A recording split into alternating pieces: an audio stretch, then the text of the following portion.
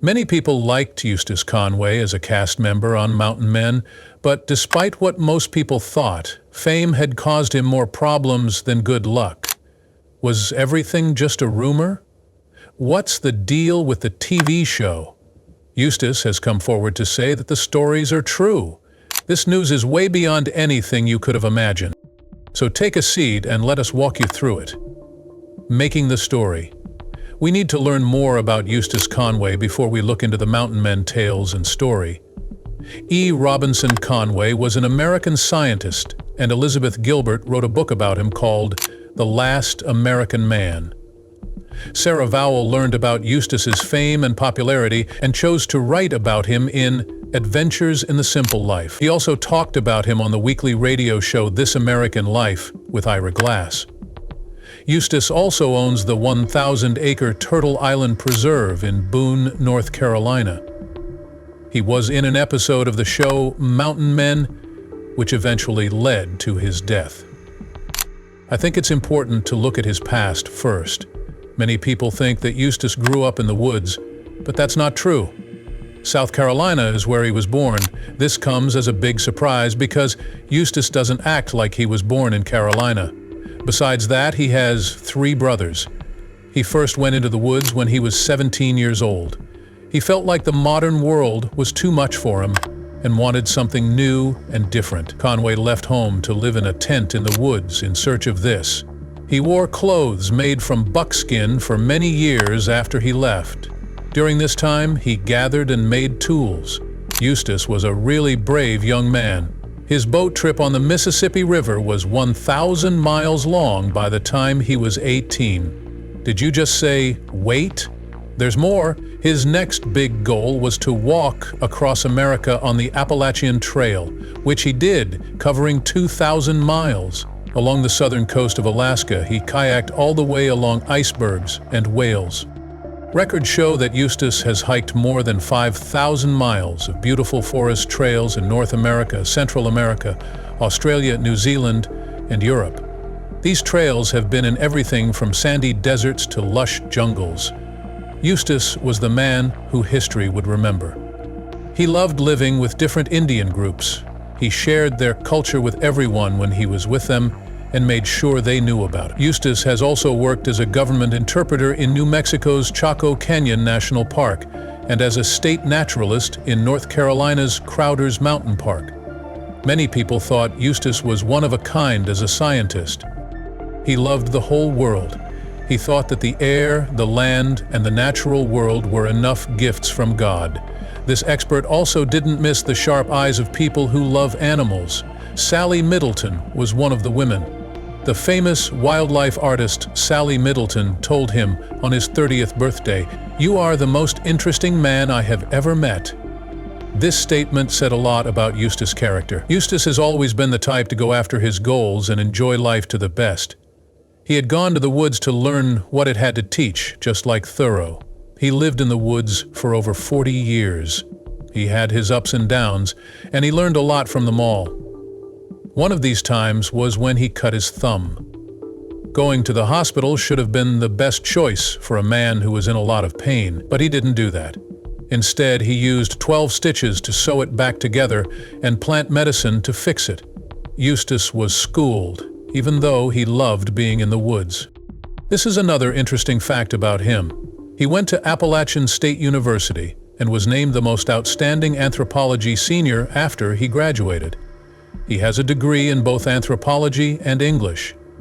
Dr. Harvard Ayers, an anthropology professor at Appalachian State University, said that Eustace was a clear student of life, to sum up all of his activities. When Eustace was in college, everyone knew that the nature class was his best. He liked it when it rained and was cold. He would smile and say things like, "I would rather wake up in the middle of nowhere than any city in the world," when he quotes Steve McQueen. It was more important to Eustace than anything else in the world that he loved his mountain ancestry. Wear it out, use it up, or do without it. When Eustace was writing a book about the culture of the Appalachian Mountains, he did something impossible. According to the records, he has built a very accurate farmstead with 9 very well-made log houses. Using only the things that were found on the page, Eustace taught his mules, horses, and bulls how to pull wagons, sleds, logs, and seeds in the yard.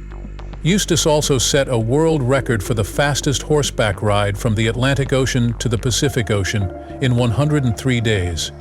After that, the New York Times, the Los Angeles Times, and the book Bud and Me all said that it took 60 days to ride a horse across North America.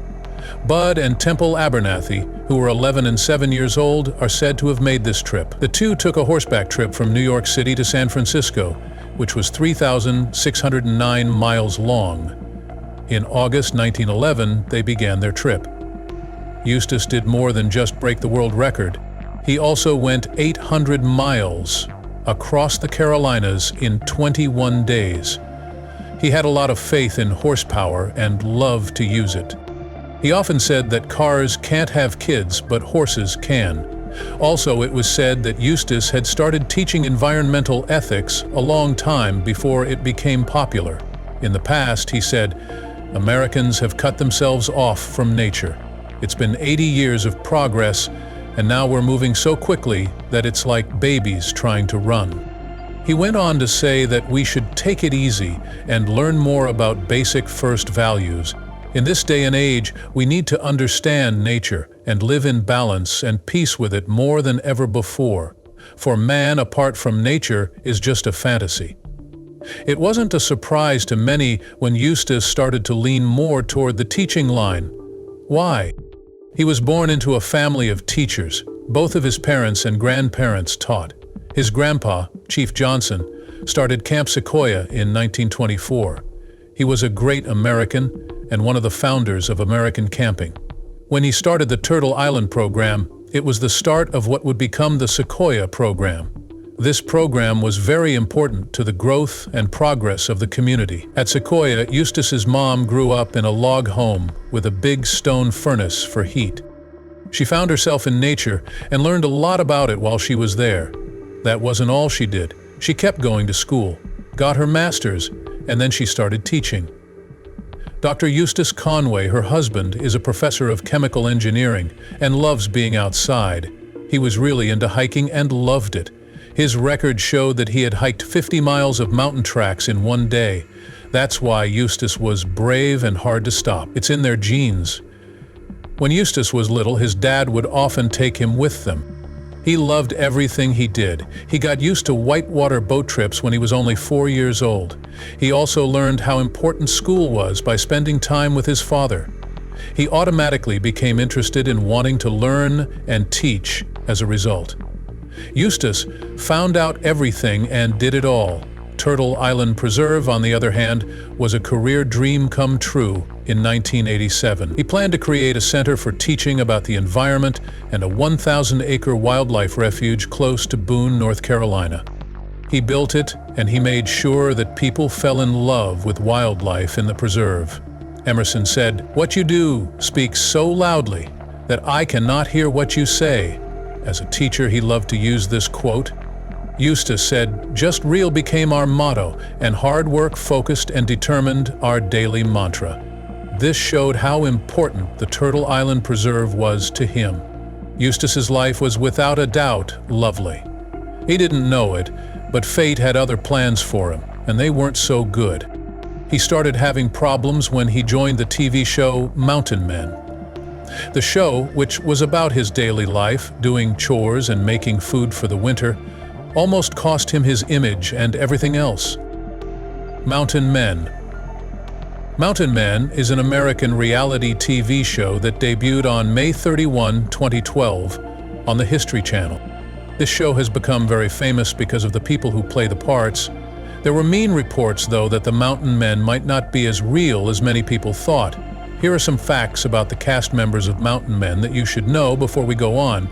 Eustace Conway is at the top of the list.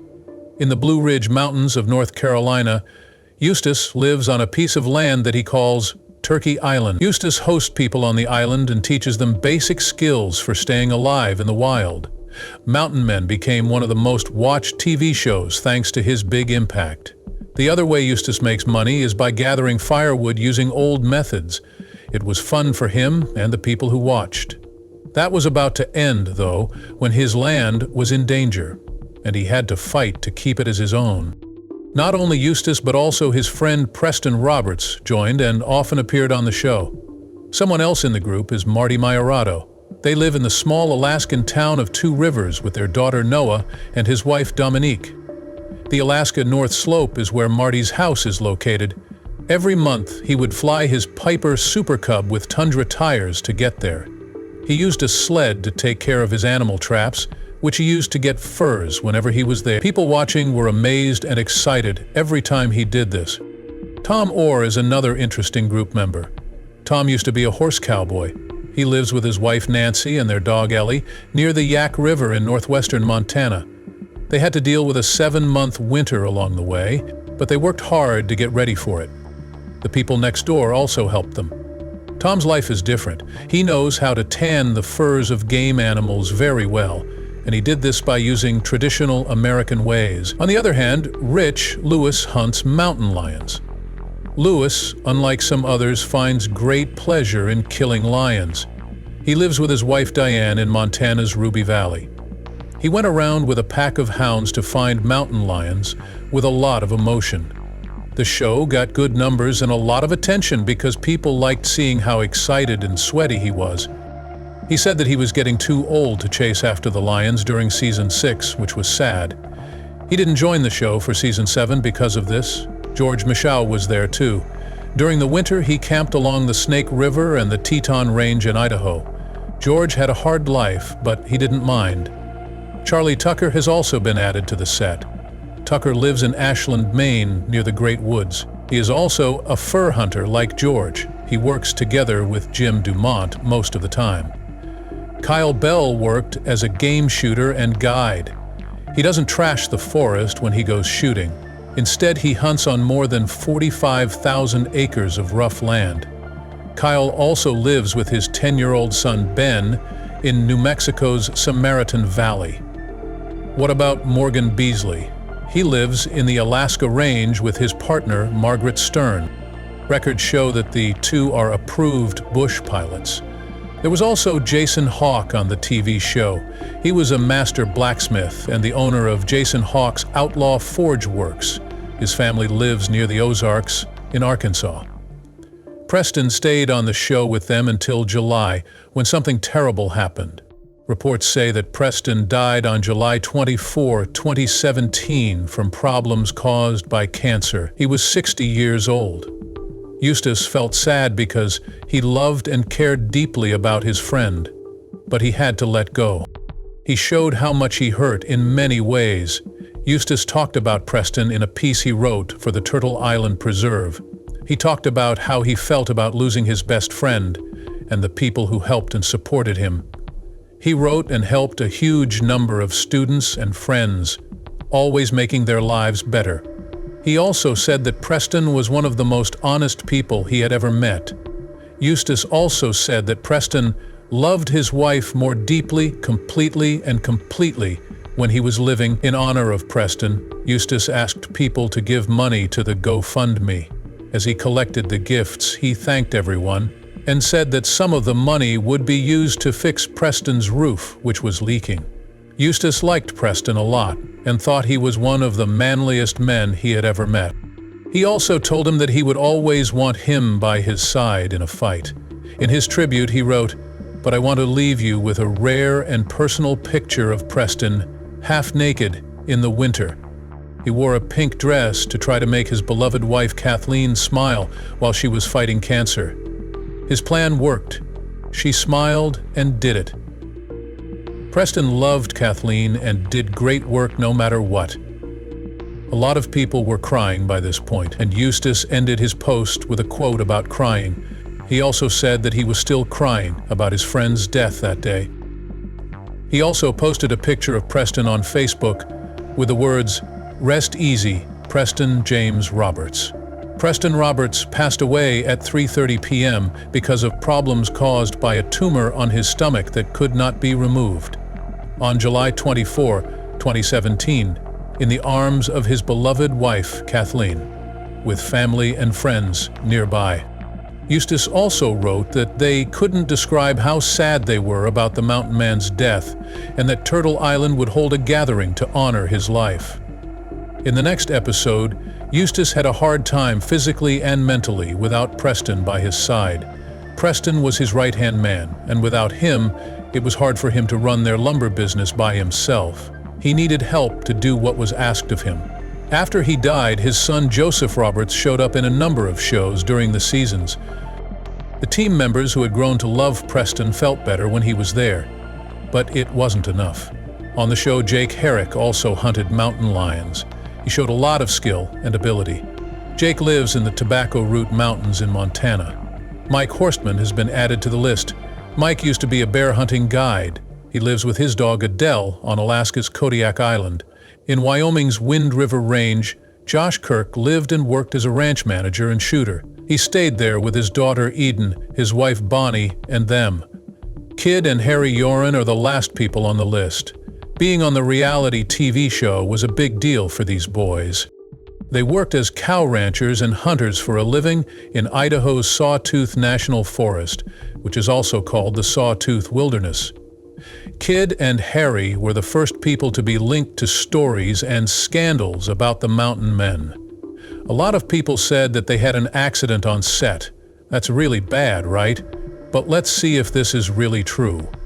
During one of their live shows, Kid and Harry faced a different kind of danger than what they were used to seeing on the show. Of course, the show was mostly about the mountain men's survival skills and how they deal with problems. But this time, Kid and Harry weren't in danger, because they were in the woods.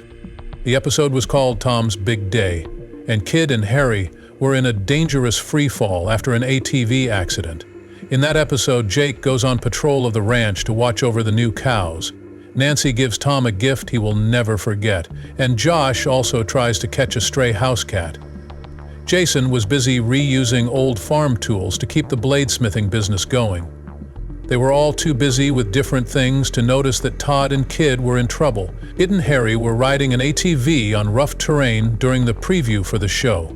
People who were there said they heard one of the guys say, "The brakes are out," as the ATV starts going downhill while Harry is still driving. This made a lot of people scared. No one knew for sure if Harry had made it down the hill safely, and the watchers needed to know. This caused a lot of talk and guesswork. Was this the first time the show put Kit and Harry in danger? Not at all. But it turned out to be their craziest episode ever. They were not killed in the crash, even though it looked scary. Things are going well for both of them today. Kit has been posting new things on Facebook all the time. On July 29, he shared a picture of himself and his family with the words, "Life is good, spending time with my family in the beautiful wilderness." Harry did the same thing, and he made sure to let their Facebook family know. He was most recently seen sharing a sneak peek for an early July episode of Mountain Men.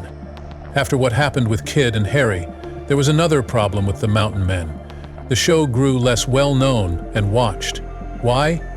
At one point, the show's plot was all about Jake Herrick and his dogs, which made viewers bored. People started to believe rumors that the Mountain Men TV show was fake and not as real as many thought. This was a bigger blow. People also stopped liking and respecting Kid and Harry Yoren. More and more people said that the Mountain Men were fake. Over the years, many articles and blog posts have talked about how mountain men supposedly made up the drama and danger. The people who watched them didn't like this, since they were used to seeing reality shows with plots. There have been many times when fans have said that the Kids and Harry storyline might also be fake. When people saw that the two brothers were riding their horses through the mountains for weeks on end, they got bored. Then they started using explosives to blow up a beaver dam, so that people would pay attention. They did that. Unfortunately, they turned out to be fake in the end. Mao says that someone wrote, "Sorry, but I'm over these two jerks." It's hard for me to believe that people could call them mountain guys. Helpers for the ranch? That hurts. What else did Tom Orr say to the Billings Gazette? Of course, things don't go wrong every day, so to keep things interesting, the makers have to make things look more dangerous than they really are. Tom says that they often do dangerous things to keep the show going and make it more interesting. People wanted to believe them, but it hurt them.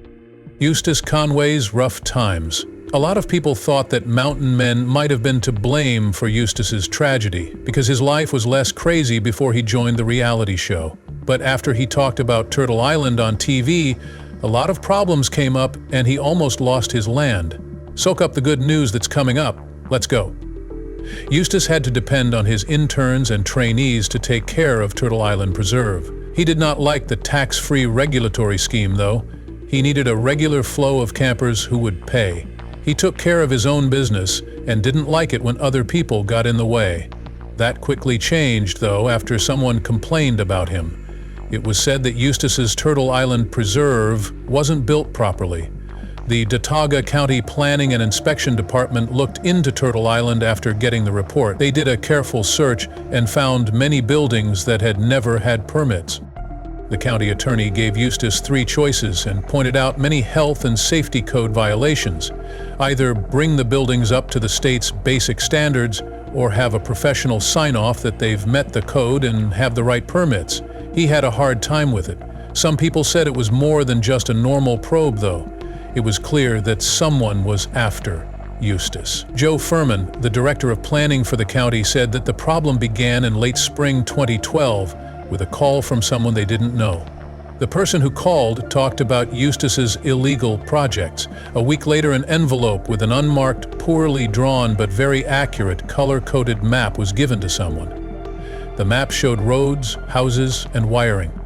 It was said that none of these things were done with the right permits, engineering, or checks.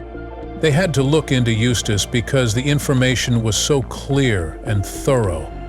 As they looked at his land, the inspectors saw that the building didn't have the necessary sewer and water lines. Also, none of the buildings were made from marked, graded lumber as needed by building codes. Instead, the wood used was milled on site. Eustace's small office is powered by solar panels, and a small workshop is powered by a micro-hydroelectric plant set up by students from ASU's Appropriate Technology program. They found more and more illegal links as they looked. The testers said that they saw wiring and junction boxes that did not follow the rules. They also saw an unpermitted outhouse for public use and a wood stove with a vented pipe that was under the metal roof of a building instead of going through it. Even worse, a lot of the buildings were linked to the foundations that were made of stacked stones. Because of expert Whaley wrote about the case and came to the conclusion that many of the buildings were not safe to live in. Besides that, he wrote, "The land, as it is now, puts anyone near any of the buildings at risk of being hurt. To protect the lives of the public and the interns, I think you should get a court order to leave the land." When things got really bad in the case, Conway and his friends fought back. People who backed him said that Furman's office was missing the point and being rude to Eustace. Eustace said at one point, "People have been building their own homes for millions and millions of years. What? We can't even build our own house with things that grow on our land? There's no rule like that. Only the county has to deal with that." That's a problem with human rights. To back up Whaley's report, Eustace put up a YouTube set of interviews with certified building inspector Drew Kelly. Kelly said in the interview that most of the houses that were built were done with only the bare necessities, more than what they want normal homes to cost. Did they meet the building rules of today? Number. Since those buildings aren't from today, Eustace afterwards said that he doesn't think there was a complaint either. He said it wasn't an accident that his problems with the planning team began during the first season of Mountain Men. In the second episode of the first season of the TV show, Eustace opened his mailbox and saw a letter that looked like it came from a government agency. He cut the letter open with his pocket knife and was shocked by what was inside. That letter wasn't like any other. It was something the court had. He was shocked when he read, "Motion to claim exempt property." "This is crazy. Oh no, the lawyer is paying the sheriff to serve me. Taking all of my land? I got a letter that said your life is over." Nobody had any doubt that the government was after Turtle Island Preserve, but Eustace was not ready to give up. Someone got angry and said, Eustace has always been able to live off his land, but he always has a hard time paying the tax man. He gave up his land, right? Never. He saw Turtle Island Preserve as more than just a place to make money. He could find everything he needed in that land. Eustace and his interns sold firewood and fence posts for the rest of the season to get the money they needed to raise the line from his holy mountain. Eustace was in a lot of trouble because he had to deal with more problems. A woman named Kimberly Baker, who is 28 years old, had gone to the park. She got hurt when she got there. In August 2005, it took place. Baker got to the site as part of the North Carolina Teaching Fellows Program. During the accident, she and the others were going through an introduction at the entrance to Turtle Island. A worker for Eustace took out a sling and started throwing stones. Baker's right eye was hit by a flying rock that made the eye go blind. In the wake of the accident, Baker went after Eustace's staff. They agreed to pay a total of $400,000, 0 cents. She settles with 2 of Eustace's staff. Unfortunately, Eustace couldn't pay that, and he later agreed through mediation to pay Baker $75,000, 0 cents, and mortgage some of his land within a year to cover the amount. Eustace missed the due date and could not pay the money. Baker sued again, this time for breach of contract. He paid up in April 2012, though. He was busy making episodes for Mountain Men during this time. It turns out that the reports that Eustace's bad luck has something to do with Mountain Men are true. Do you also think Mountain Men was fake and based on a script? Should the government have tried to take Eustace's land? How do you feel now that you know all of these facts about the Mountain Men? Feel free to share your ideas below. Please like, share, and subscribe to this channel if you liked this movie. Watch the other videos on your screen before you leave.